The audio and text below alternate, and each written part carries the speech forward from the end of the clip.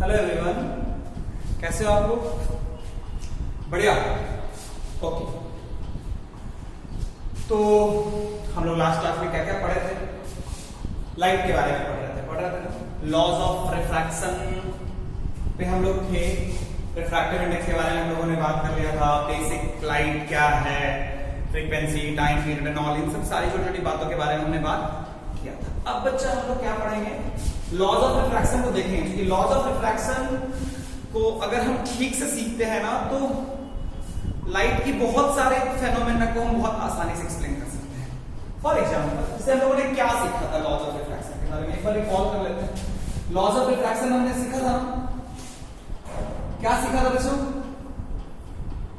अगर सपोज करो ये मान लो आई है ना, ये मान लो मेरा बाउंड्री है। क्या है बच्चा?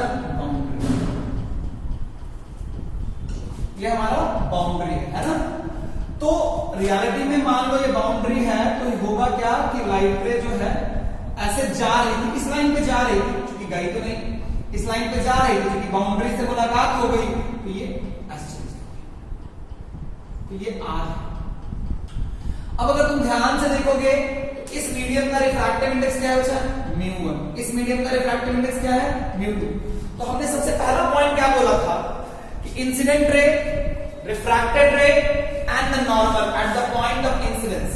Incident ray, refracted ray and the normal at the point of incidence lie in a same plane. इसके बारे में हमने बात कर ली थी ना, मैंने इसके कॉन्सिक्वेंसेस भी समझाए थे ना कि आखिर इस लाइन, इस पॉइंट का क्या सिग्निफिकेंस है। कि सपोज करो नॉर्मल से 30 डिग्री एंगल बना रहा है। नॉर्मल से अगर हम 30 डिग्री एंगल बना रहे हैं तो लाइक नॉर्मल से सपोज आर्क 30 डिग्री है, तो 30 डिग्री नॉर्मल से बनाने वाले बहुत सारे लाइंस हो सकते हैं, हो सकते हैं नहीं। लेकिन हमारे लिए तो रिफ्रैक्टेड रे का सिर्फ एक ही डायरेक्शन पॉसिबल है, तो उतने सारे 30 डिग्री में सिर्फ एक डायरेक्शन को आइडेंटिफाई करने के लिए ये बताना जरूरी था कि incident ray and normal lie in a same plane. Incident ray and normal lie in a same plane. Clear है क्या? क्लियर है क्या? अब बच्चों हम लोगों ने पहला पॉइंट पढ़ा था, फिर दूसरा पॉइंट जो हम लोग जो लॉज ऑफ रिफ्रैक्शन का सेकंड पॉइंट था, जिसको हम लोग स्नेल्स लॉ ऑफ रिफ्रैक्शन भी बोलते हैं, वो क्या था? हमने थोड़ा सा इसको एक अलग तरीके से समझाया था। मैंने इसको लिखना एक अलग तरीके से समझाया था। μ1 sin of i equal to μ2 sin of r। Clear है? μ1 sin of i equal to μ2 sin of r and sin of i by sin of r को μ2 by μ1 भी लिख सकते हैं। बहुत सारे बुक में आपको ऐसा भी मिलेगा μ2 1, you will get like this, μ2 1 भी मिलेगा, ऐसे भी आप इसको लिख सकते हो। मैं जो हूं ऐसे लिखना ज्यादा प्रेफर करता हूं। एक ही स्टेटमेंट को दो तरीके से, इसको हम लोग स्नेल्स लॉ ऑफ रिफ्रैक्शन भी बोलते हैं। क्या बोलते हैं बच्चा? Snell's law of refraction. Snell's law of refraction भी हम लोग बोलते हैं, है ना। लाइट लॉज ऑफ रिफ्रैक्शन में दो पॉइंट है, उसका पहला पॉइंट एंड दूसरा पॉइंट। दूसरा पॉइंट को स्नेल्स लॉज ऑफ रिफ्रैक्शन भी हम लोग बोलते हैं, स्नेल्स लॉ ऑफ रिफ्रैक्शन भी बोलते हैं। इसको हम लोग ऐसे पढ़ेंगे, ज्यादा आसान है। इस मीडियम का refractive index into sine of i equal to इस मीडियम का refractive index into sine of r। ध्यान से देखो तो 4 वेरिएबल है, यहां से हम r निकालने की बात करेंगे। थोड़ा सा मान लो मैं कुछ क्वेश्चन की तरफ चलता हूं, आप लोगों को क्लियर होगा। क्या मैं इसको मिटा दूं? बहुत बढ़िया।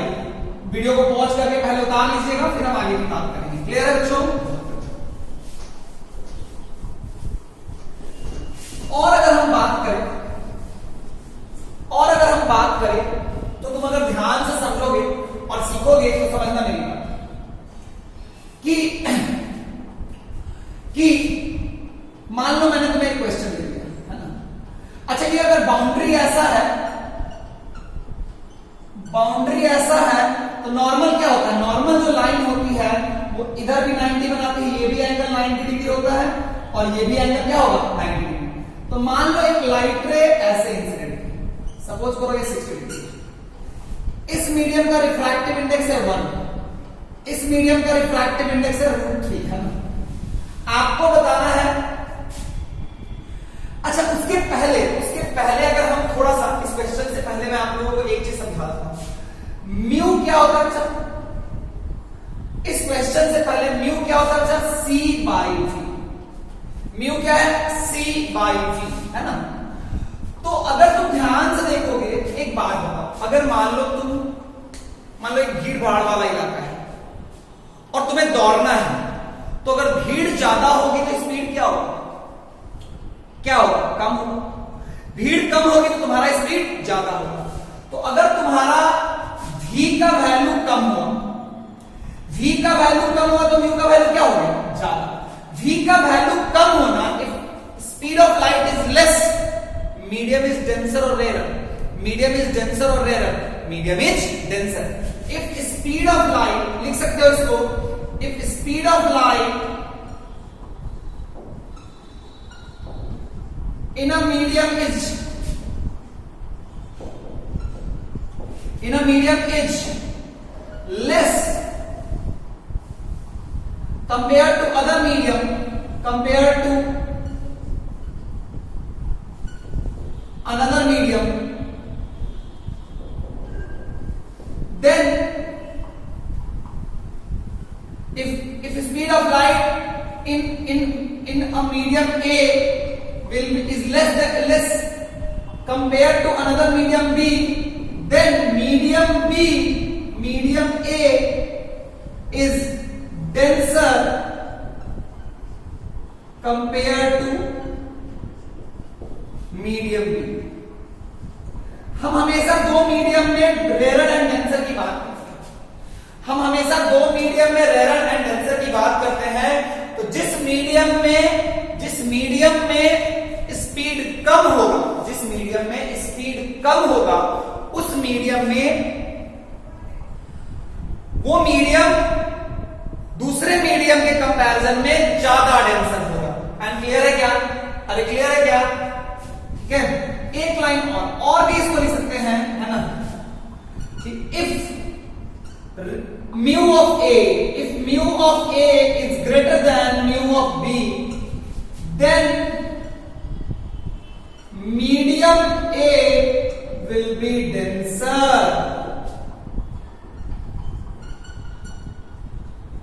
then medium A will be denser, clear है क्या?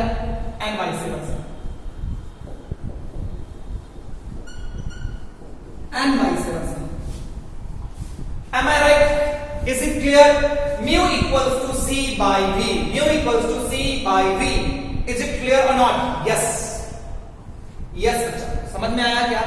तो तुम्हें ये समझ में आना चाहिए कि अगर मैं म्यू का वैल्यू दे दूं तो तुम्हें ये समझ में आ जाए, दो म्यू का वैल्यू दे दूं तो तुम्हें समझ में आ जाना चाहिए कि कौन मीडियम डेंसर है और कौन मीडियम रेयर है। क्लियर है क्या? और भी एक बात मैं तुम्हें समझाना चाहता था, इसको लिख लिया क्या? इसको लिख लिया क्या? कि ध्यान रखना कि अगर म्यू का वैल्यू ज्यादा होगा तो वो मीडियम डेंसर होगा, जिसके कंपैरिजन में म्यू का वैल्यू हमारे मीडियम का ज्यादा था। क्लियर है क्या? मिटा दूंगा, गुड। और अगर हम बात करें तो क्या करना चाहिए? क्या करना चाहिए? Listen to me very carefully, not doubtfully, है ना?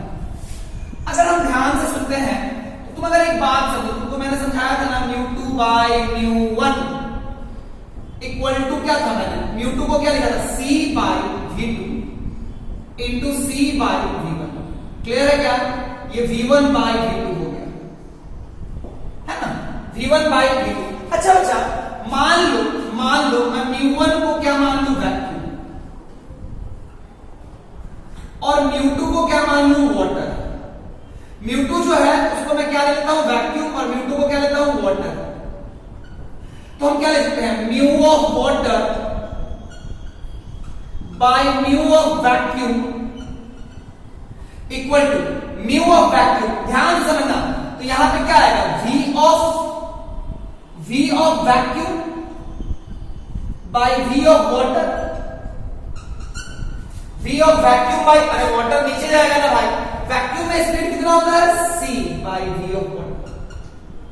अच्छा बच्चा, ऐसा डेफिनेशन कभी तुम कहीं पढ़ा है क्या? ऐसा डेफिनेशन तुमने कभी पढ़ा है क्या? कब पढ़ा? अरे बोलो, कब पढ़ा भाई? सजी हमने इसको पढ़ा है कब? जब ये ये म्यू ऑफ वाटर का डेफिनेशन था ना बच्चा, कि अगर मैं तुम लोग को जब म्यू ऑफ वाटर ऐसे लिखने के लिए बोलता था, तुम लोग क्या लिखता है, C by V in water, अरे यही ना भाई। देखो तो रियलिटी में ये म्यू ऑफ वाटर है, वही चीज अगर मैं यहां पे क्या है, ये क्या है, रिफ्रैक्टिव इंडेक्स ऑफ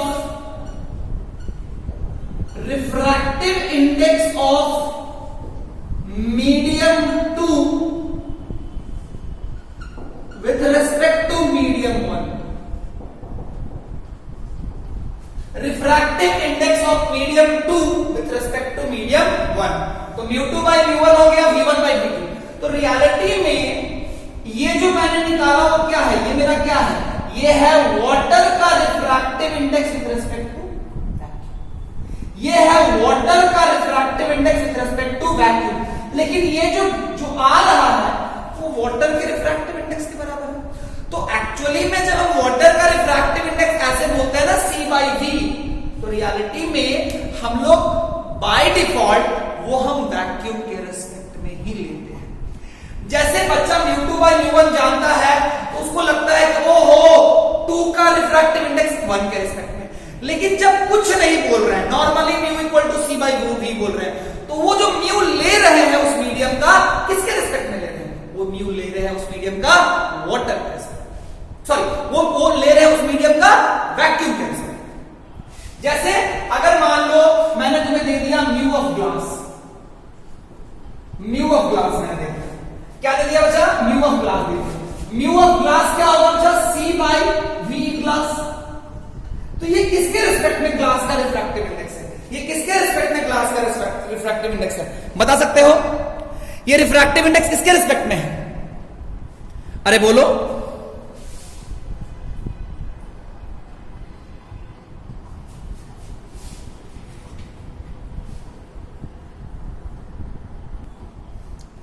तो बच्चों ये जो म्यू ऑफ ग्लास हम लोग लिखते हैं किसके रिस्पेक्ट में लिखते हैं, बताओ।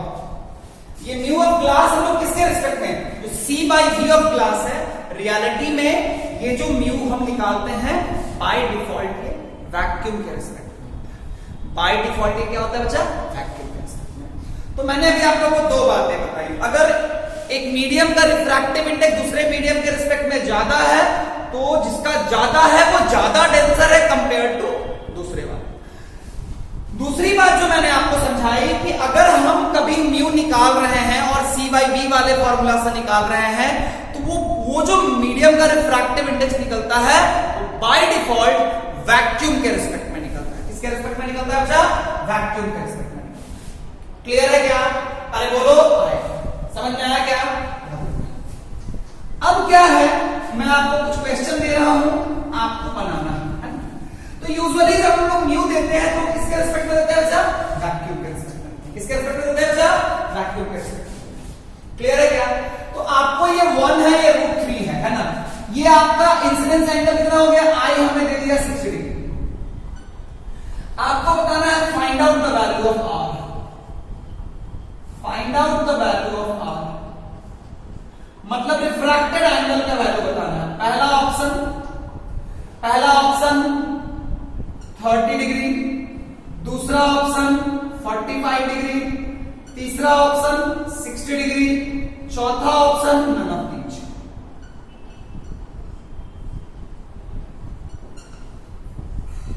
Find out the value of R, find out the value of R। Clear है क्या। And also draw the ray diagram, है ना। एंड ये तो है, ये क्वेश्चन है, क्वेश्चन 2 है, ऑल्सो ड्रॉ द रिफ्रैक्टेड रे।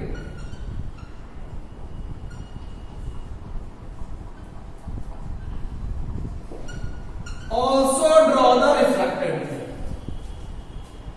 वीडियो को पॉज कर लीजिए, क्योंकि देखो बिना खुद से किए अगर आप सॉल्यूशन देखते हो तो अल्टीमेटली वो टाइमिंग के लिए लगता है कि याद है, लेकिन फिर वो चीज आप भूल जाते हो। पहले खुद से करो यार, जो भी करोगे गलती करोगे तो याद रहेगा।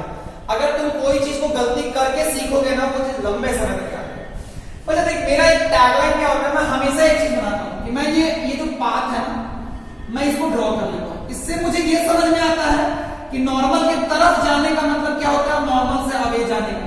इस लाइन के रिस्पेक्ट में नॉर्मल की तरफ या नॉर्मल से अवे जाता है। तो देखो ये मैंने बना लिया। तो अगर सोचो, अगर मीडियम चेंज नहीं होता, ये बाउंड्री नहीं होता, ये मीडियम चेंज नहीं होता, तो क्या लाइट रे अपना पाथ बदलती क्या? ये एरो देना ना भूलें। क्या लाइट रेज अपना पाथ बदलती क्या? बिल्कुल नहीं सर। कैसे पाथ बदल लेगी सर? ओके, तो रियलिटी में पाथ तो बदलेगी भाई, क्योंकि मीडियम चेंज हो गया।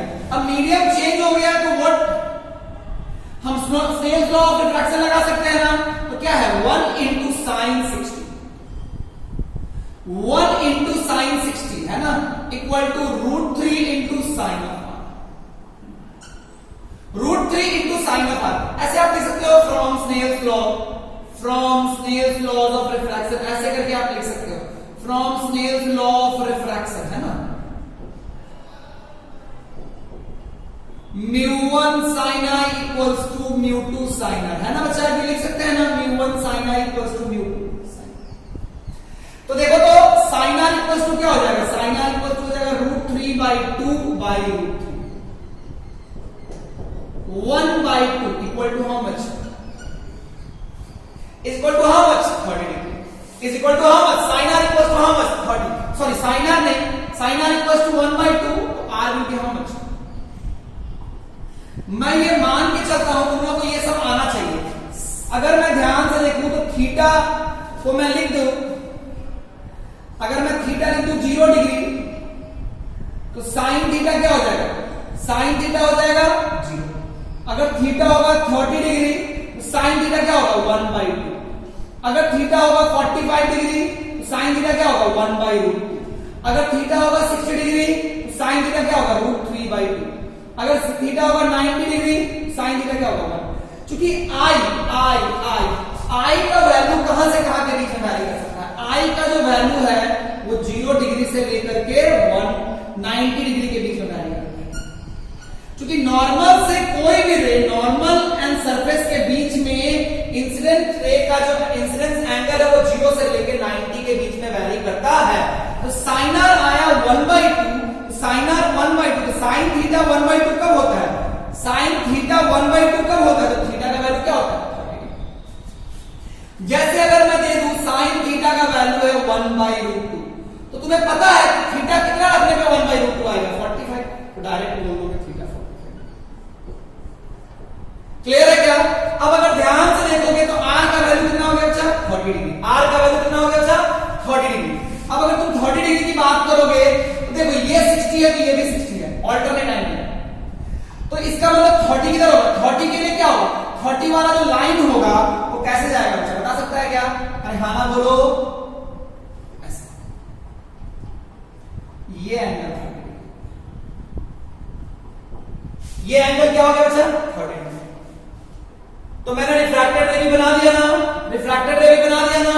देखो तो ध्यान से देखो तो तुम्हारा म्यू क्या है, तुम्हारा म्यू क्या था, ये 1 है, ये √3 है, कौन बड़ा है, कौन बड़ा है, √3 बड़ा है 1 बड़ा है, ऑब्वियसली √3 बड़ा है।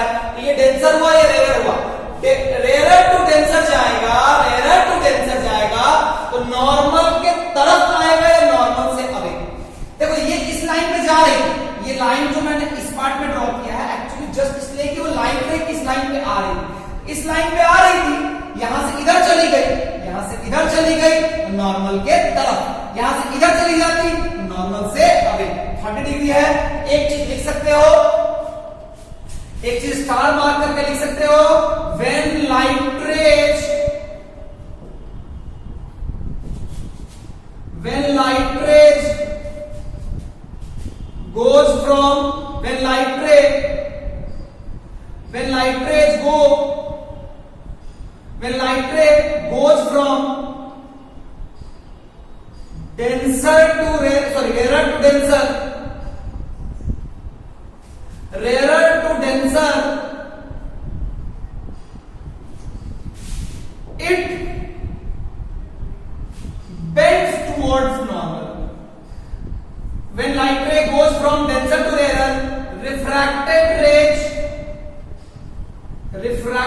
ray bend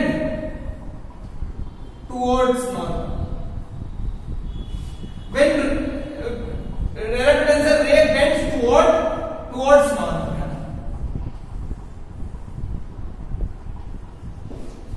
जो इस एग्जांपल में दिखा दिए। नॉर्मल इस सरफेस का ये है तो नॉर्मल की तरफ है, नॉर्मल की तरफ है, एंगल ऑफ रिफ्रैक्शन क्या होगा, कम होगा, है ना। एक चीज और लिख सकते हो कि जब रेयरर टू डेंसर जाएगा, रेयरर टू डेंसर जाएगा तो इंसिडेंस एंगल क्या होगा, आर से छोटा होगा। कब, जब आई का वैल्यू ग्रेटर देन 0 है। इंसिडेंस एंगल जो होगा वो आर से छोटा होगा।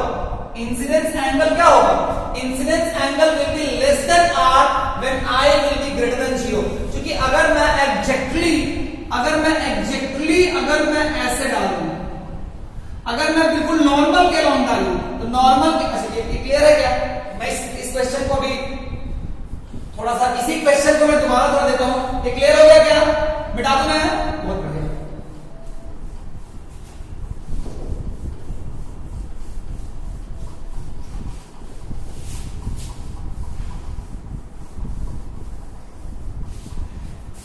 मीडियम सेम था,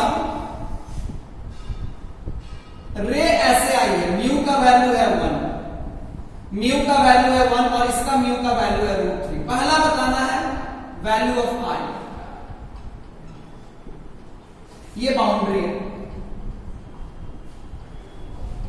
ये बाउंड्री है, value of I, value of I क्या होगा, अच्छा पहला ऑप्शन 90 डिग्री, दूसरा ऑप्शन 0 डिग्री, तीसरा ऑप्शन 30 डिग्री, चौथा option none of each.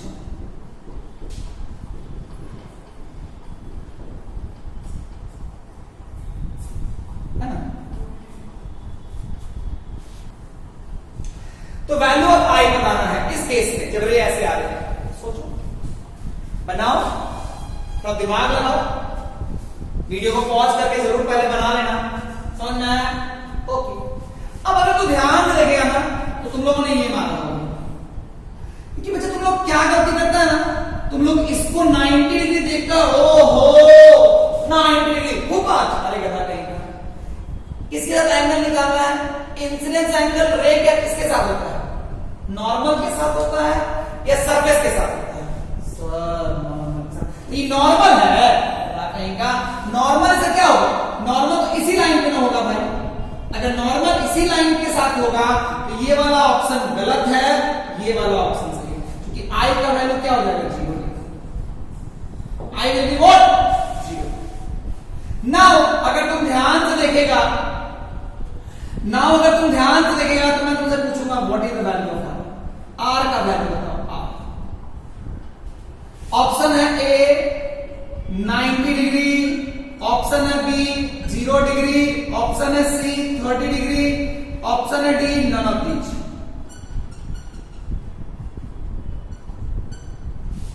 Option A 90, option B 0, option C 30, option D none of these. बोलो बोलो मेरे बच्चों, बोलो मेरे बच्चों। देखो, अच्छा देखो, अगर मीडियम चेंज नहीं होती तो ये ऐसे जाता, चेंज हो गई, हाँ लगा लो 1 into sine of 0, 1 into sine of 0 degree, 90 degree लोगे, मन तुम्हारा कहेगा 90 ले लेते हैं, क्योंकि गधो तुम्हें सरफेस के साथ एंगल से ज्यादा मोहब्बत है। राम का तो सब 1 into sine of 0 equal to √3 into sine of R. तुम लोग को थोड़ी देर पहले बताया था साइन 0 कितना होता है, 0, 0 से मल्टीप्लाई होकर सब कुछ क्या होता है, 0। 0 एक ऐसा नंबर है जो किसी भी चीज से मल्टीप्लाई हो जाएगा तो अपने आप सबको 0 कर देता है। क्या तुम लोग 0 हो, सर चाहे कुछ भी सिखाएं 0 से मल्टीप्लाई कर लेते हो, कोई दिक्कत वाली बात नहीं है। साइन आर क्या हो गया, 0, तो आर क्या हो गया, 0। क्या हो गया, 0। तो देखो यहां भी रेयर टू टेंसर गया, लेकिन आई 0 है तो आर 0। तो इसीलिए आई जो है वो लेस देन आर होता है, आई लेस देन आर होगा जब आई 0 होता है, और आई इक्वल्स टू आर होगा जब आई 0 होगा। क्या मेरी बात समझ में आई क्या, आई इक्वल्स टू आर होगा जब आई 0 होगा, आई इक्वल्स टू आर होगा जब आई 0 होगा। क्या मेरी बात क्लियर हो गई बच्चा, क्या ढंग से मेरी बात समझ में आई ना, अरे हाँ ना बोलो, आया आया सर जी आया।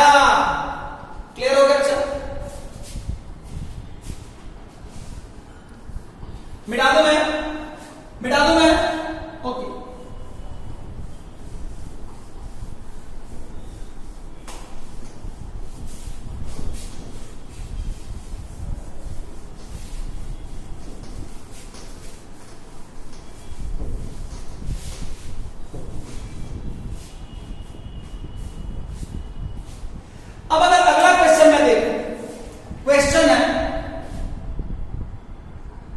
व्हेन अ रे is going from rarer to denser,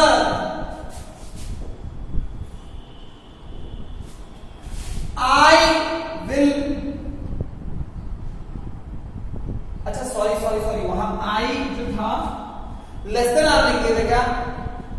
sorry I greater than R होगा बच्चा। जो पिछला जो स्टेटमेंट मैंने था ना वहां पे I जो है वो R से, I जो है वो R से क्या होगा? बड़ा होगा। क्वेश्चन है व्हेन अ रे इज, एक चीज ध्यान रखना, मैंने जो शायद पहले स्टेटमेंट लिखाया उसको थोड़ा देखना होगा। अगर मैंने वहां पे I लेस देन R बोल दिया था उसको करेक्ट करके I ग्रेटर देन R कर लेना, मेरे से गलती होगी, ठीक है। When a ray is going from rare to denser, I is greater than R always. ये स्टेटमेंट ट्रू है या फॉल्स है? When a ray is going from rarer to denser, I is greater than R. ये true है या false है? Sir true है। कैसे? तुमको अभी ना समझाएं कि अगर ध्यान से देखो ये रहा I, ये अगर रेयर है तो ये ऐसे जाता नहीं, ऐसे चला गया, तो ये नॉर्मल की तरफ आएगा तो क्या होगा? क्या होगा बच्चा? I will be greater than R। क्या ये स्टेटमेंट ट्रू है? क्या ये स्टेटमेंट ट्रू है? हाँ सर, लग तो रहा है।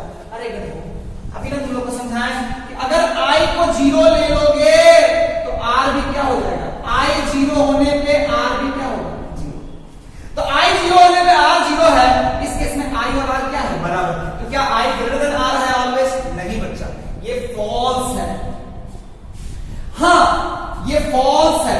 अगर मैं यही लिखता when a ray is going from rarer to denser,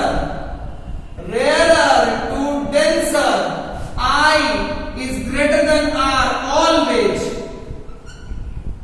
when I is greater than 0। ये स्टेटमेंट ऑलवेज, ये स्टेटमेंट क्या है? This statement is true. ये स्टेटमेंट ट्रू है। When a ray is going from rare to denser, I is greater than R always when I is greater than 0।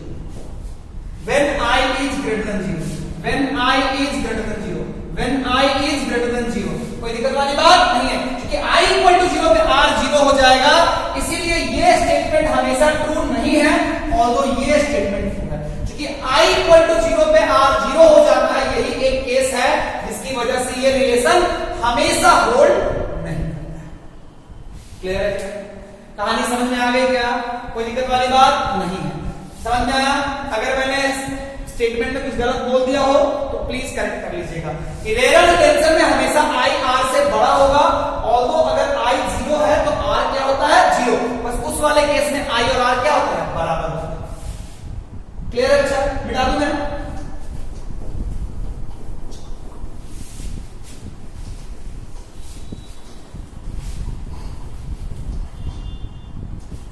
आओ बच्चों तुम्हें सिखाए जाके हिंदुस्तान, इस मिट्टी से तिलक करो, ये धरती है बलिदान की, वंदे मातरम, वंदे मातरम। ये बाउंड्री है। क्या है बच्चा? ये है बाउंड्री। अरे क्या है बच्चा? बाउंड्री। क्या बताना है? क्या बताना है? क्या बताना है? Value of R, find out value of R. Option A 0 degree, option B 20 degree.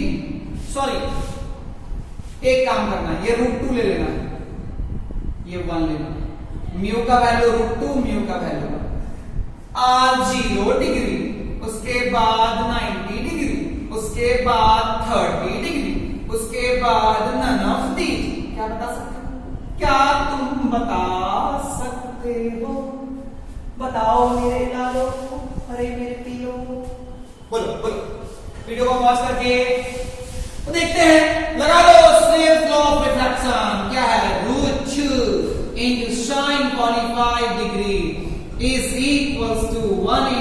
Sign of R. So root 2 into 1 by root 2 is 1 into sine of R. So root 2 cut गया, sine of R is equal to 1। R will be how much? 90 degree. 90 degree का मतलब क्या है? Normal से 90, ध्यान रखना। किससे 90? Surface से 90 कि नॉर्मल से 90? नॉर्मल से 90। सो नॉर्मल से 90, ये रे ऐसे जाता है, ये 45, ये 45, 90 हो। नॉर्मल से 90 होने का मतलब, नॉर्मल से 90 होने का मतलब रे कैसे चली गई? सरफेस से। ये 90 है, ये एंगल 90 है। नॉर्मल से 90 मतलब होता है कि वो चली गई सरफेस के पैरेलल। इसको हम लोग बोलते हैं ग्रेजिंग इमर्जेंस। ऐसे अगर ऐसे रे निकल जाती है, इसको हम लोग बोलते हैं ग्रेजिंग इमर्जेंस। क्या बोलते हैं बच्चा? ग्रेजिंग। जब सरफेस के अलोंग कोई लाइट रे निकले उसको बोलते हैं ग्रेजिंग इमर्जेंस। देखो बच्चा, इसमें लाइट रे कहां गई? ये इस लाइन पे जा रही थी, नॉर्मल की तरफ, ये नॉर्मल से, नॉर्मल की तरफ, ये नॉर्मल से, नॉर्मल से गई, सरफेस के अलोंग चली गई ना, तो लाइट रे। इसका मतलब क्या हुआ बच्चा? इसका मतलब क्या हुआ बच्चा? When light ray will go from denser, देख इसमें denser है, denser to rarer, it will go away from the normal। बोल सकते हो ना, I का वैल्यू R से छोटा होगा, लेकिन इसमें भी I का वैल्यू R से छोटा होगा, लेकिन इसमें भी अगर ऐसे इंसिडेंट कर जाए जहां पे I 0 हो जाएगा। जब I 0 होता है तो क्या होता है? क्योंकि साइन ऑफ 0 इंटू म्यू 1 मतलब like root 2 into sine of 0 into 1 into sine of R। R का वैल्यू भी क्या होगा? जो साइन 0 हो जाएगा। Ultimately I less than R होता है, I ग्रेटर देन 0 के लिए I इक्वल्स टू R होता है, I इक्वल्स टू 0। क्या मेरी बात समझ में आ गई क्या बच्चा? क्या ढंग से मेरी बात क्लियर हुई क्या? अरे हाँ ना बोलो, अरे हाँ ना बोलो बच्चों। क्या क्लियर हो गया क्या? नॉर्मल के तरफ कब आएगा? नॉर्मल के तरफ आएगा रेयर टू डेंसर, नॉर्मल से अवे जाएगा डेंसर टू रेयर। क्लियर है क्या? आओ थोड़ा खेले नॉर्मल के तरफ और नॉर्मल से अवे, तुम लोग को अच्छा लगेगा ना बच्चों? देखते हैं। देखो ये जो एग्जांपल्स मैंने दिए ना, ये तो आप लोग को बहुत बहुत कॉमनली मिला होगा। जब मान लो तुम्हारे लिए बाउंड्री ऐसे है, बाउंड्री ऐसे मान लो, इधर है रेयर, इधर है डेंसर। अच्छा एक बात बताओ तो, इस पे नॉर्मल कैसे होगा? इस बाउंड्री पे नॉर्मल कैसे होगा? बाउंड्री पे नॉर्मल ऐसे होगा कि ऐसे होगा कि ऐसे होगा? आपको बताना है इस बाउंड्री पे नॉर्मल, इस बाउंड्री पे नॉर्मल कैसे होगा?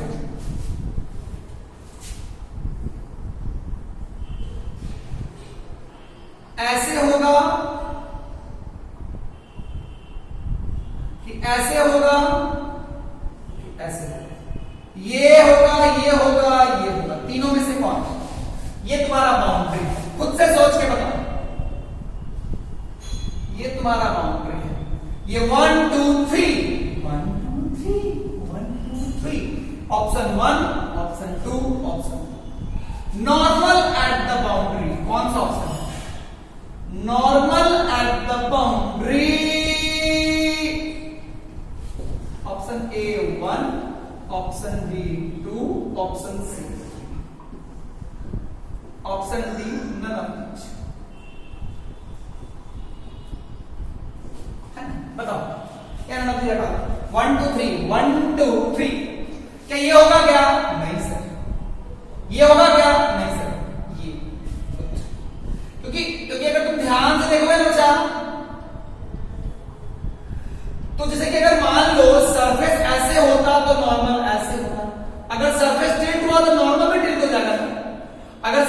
ऐसे होता तो नॉर्मल ऐसे होता, ऐसे इधर टिल्ट होगा तो नॉर्मल पे टिल्ट हो जाएगा, है ना। तो इस सरफेस पे नॉर्मल कैसे डालेंगे, नॉर्मल ऐसे, नॉर्मल ऐसे। नॉर्मल कितना एंगल मारना है, नॉर्मल कितना एंगल मारना है, एक लाइट रे ऐसे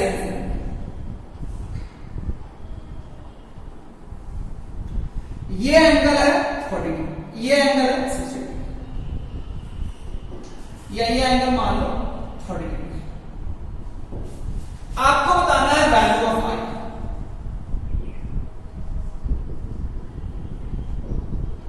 option A 30, option B 40, option C 50, option D none of these, none of these, none of these। बताओ बताओ बताओ तो कौन सा ऑप्शन सही है, ध्यान से देखो, ध्यान से देखो इस क्वेश्चन को, समझ में आएगा।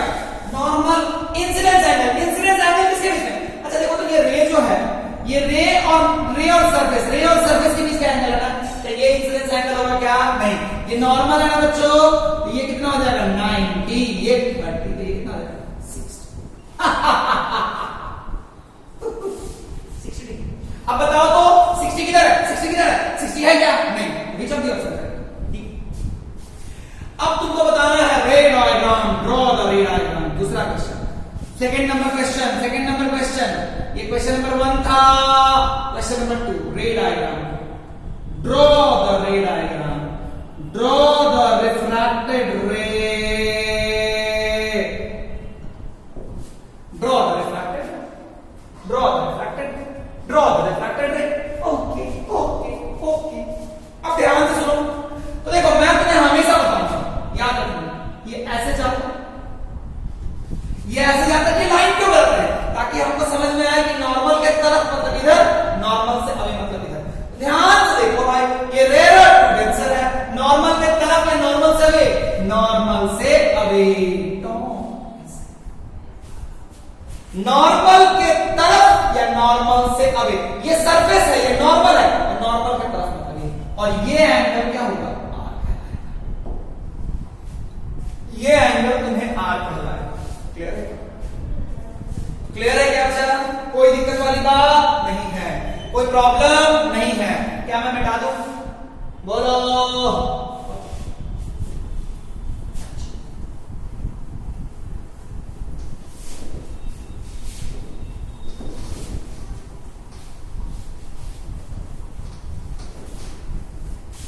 Now let's do some more questions.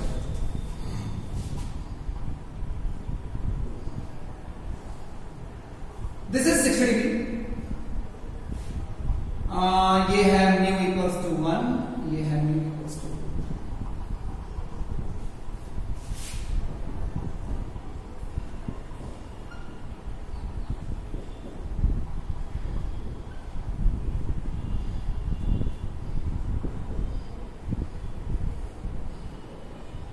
सभी क्वेश्चन मैंने दे दिया ना आप लोगों को, ये क्वेश्चन मैंने दे दिया आपको,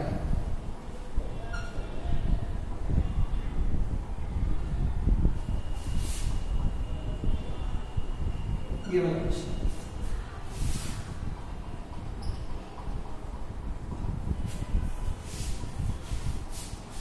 आर बताना है भाई, 30 डिग्री,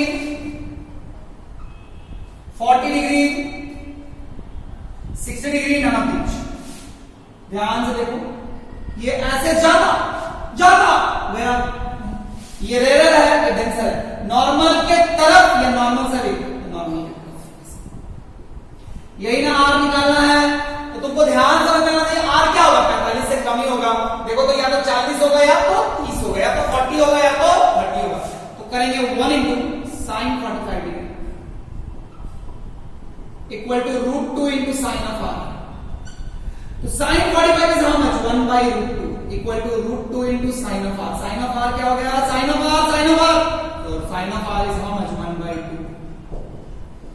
आर क्या हो गया, आर क्या हो जाएगा 30 डिग्री। आर क्या हो जाएगा बच्चा 30 डिग्री। क्लियर है बच्चों, कोई दिक्कत वाली बात नहीं है। समझ में आया क्या? ध्यान से समझ में आया क्या? कोई प्रॉब्लम है क्या? मिटा दूं मैं? ओहो, आगे बढ़ू मैं? हाँ सर, ओके। तो ये सब बेसिक बातें थी। इसमें क्या है, तुमको अगर मैं μ1 μ2 I दे दूं तो तुम R निकाल सकते हो, है ना? ओके। और अगर हम बात करें बच्चा, तो ये मान लो I है, ये मान लो μ1 है, ये मान लो μ2 है, ऐसे चला गया R है। तुमने क्या लिखा था? μ1 sin I equal to μ2 sin R। sin of I by sin of R equals to what? μ2 by μ2 को क्या लिखते हो? C by V2 into C by V1 हट जाएगा। तो तुम इसको ऐसे भी एक्सटेंड कर सकते हो भाई, sin I by sin R equal to μ2 by μ1 is equal to V1 by V2। Add कर सकते हो। मान लो इस मीडियम में स्पीड V1 है, इस मीडियम में वेवलेंथ λ1 है, और क्या फ्रीक्वेंसी मरते दम तक चेंज करती है क्या? नहीं, इस मीडियम में V2 स्पीड λ2 है f। तो μ2 by μ1 equal to V1 by V2 मैंने लास्ट लेक्चर में भी बताया था कैसे होता है, और तुम्हें पता होगा, तुम लिख सकते हो ना V1 equals to f λ1 you know, V2 equals to f λ2 you know. तो f इक्वल टू क्या हो जाएगा? V1 by λ1। V2 equal to क्या हो जाएगा? f इक्वल टू क्या हो जाएगा? V2 by λ2। इससे बराबर कर सकते हो ना भाई, V1 by λ1 equals to V2 by λ2। So V1 by V2 equals to λ1 by λ2. So you can also write λ1 by λ2. हम सिर्फ μ2 by μ1 के बराबर नहीं कर सकते, V1 by V2 के बराबर कर सकते हैं, λ1 by λ2। ये सब भी कर सकते हैं, ये सब भी कर सकते हैं, कर सकते हैं, नहीं कर सकते, बिल्कुल कर सकते हैं, कोई दिक्कत वाली बात। क्या मेरी बात समझ में आई क्या? हाँ ना बोलो, बता दूं मैं? हाँ सर।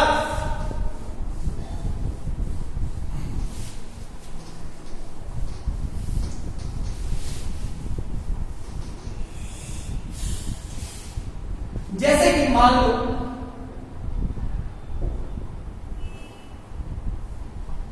ये मैंने तुम्हें दे दिया 60 डिग्री, और ये मैंने तुम्हें दे दिया 30 डिग्री। मान लो इस मीडियम में V1 है, इस मीडियम में V2 है, आपको बताना है V2 by V1 का वैल्यू। Option 1 √3, option 2 1 by √3, option 2 3, option D none of which. मैंने तुमसे रिफ्रैक्टिव इंडेक्स नहीं पूछा, V1 क्या है इस मीडियम में स्पीड, V2 क्या है इस मीडियम में स्पीड, बनाओ। V1 V2 बताओ, V1 V2 बताओ बच्चों, ध्यान से देखो, ध्यान से देखो इस क्वेश्चन। कैसे करोगे, कैसे करोगे? तुम्हें पता है ना भाई, sin I by sin R is equals to μ2 by μ1 is equal to V1 by V2। ये सब जानते हो ना, मैंने सिखा रहे। sin I क्या होगा? sin of 60 degree by sin of 30 degree is equals to V1 by V2। So V1 by V2 is how much? √3 by 2 into 1 by 2 cut गया √3। तो क्या हो गया आंसर? √3। क्या मैं सही बोल रहा हूं? नहीं, V1 by V2 नहीं पूछे, V2 by V1 पूछे हैं। तो V2 by V1 क्या हो जाएगा बच्चों?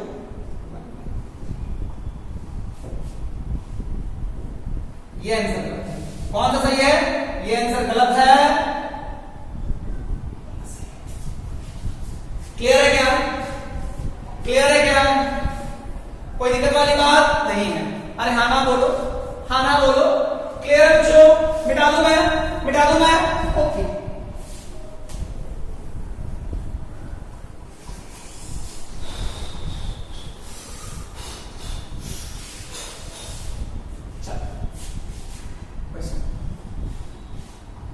मान लो ये बाउंड्री है, ये भी बाउंड्री है, पैरेलल सरफेसेस।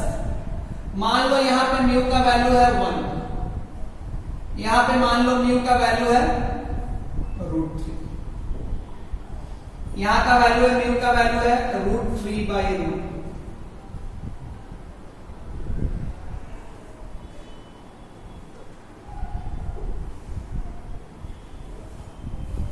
ये 60 डिग्री है।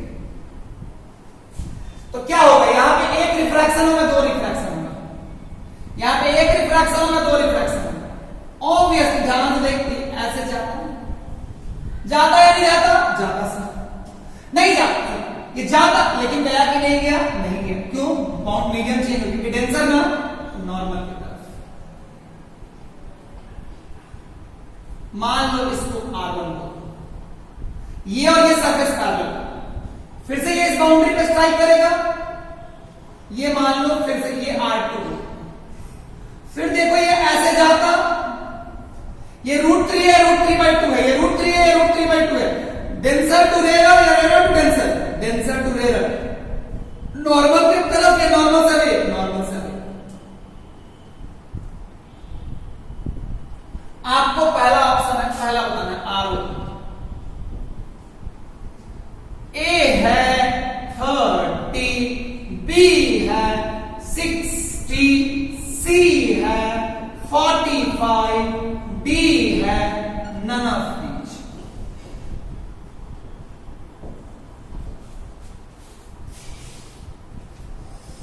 डी है none of these।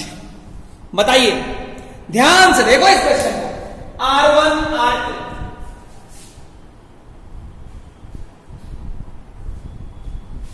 ध्यान से देखो, 1 into sin of 60,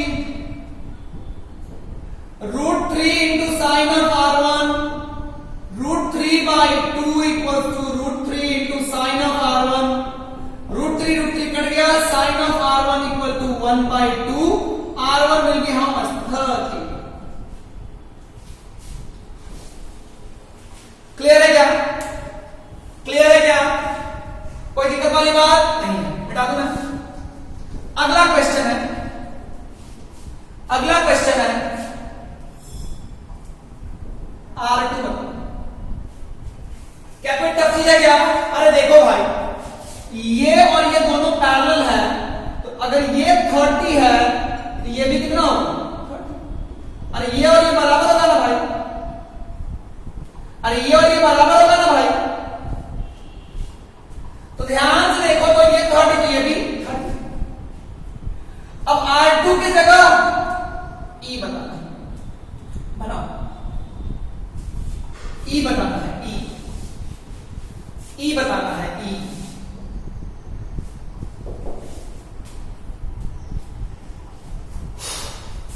चलो E के लिए क्या करोगे, वीडियो को पॉज करके पहले खुद से बनाना दो। तुम लोग को तो समझाते समझाते मर जाएंगे, तुम लोग समझने का नाम नहीं लेगा। तो क्या होगा, √3 into sin 30 equal to E √3/2 into what?